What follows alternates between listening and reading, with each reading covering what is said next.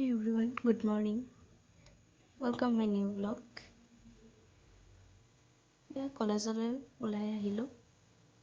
আজি ইণ্টাৰ্ণশ্বিপৰ আমাৰ 5 নম্বৰটো ক্লাছ আৰু তাত আমাক বেগেনাৰ মিঠা আচাৰ কেনেকৈ প্ৰস্তুত কৰা হয় সেই বিষয়ে শিকাই আছে। আৰু আন এটা ফালে চাওক, কেৰাহীত আমৰ পান্না বনাই থকা হৈছে।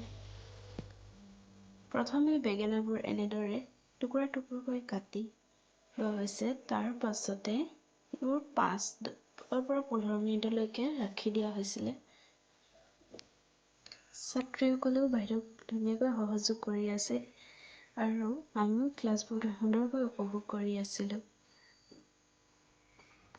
সেই দৃশ্যসমূহ কিছু অংশ আপোনালোকক দেখাবলৈ চেষ্টা কৰিছোঁ।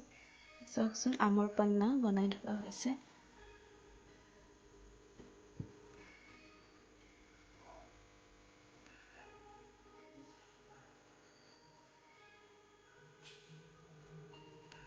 এয়া আমৰ পান্না ৰেডি।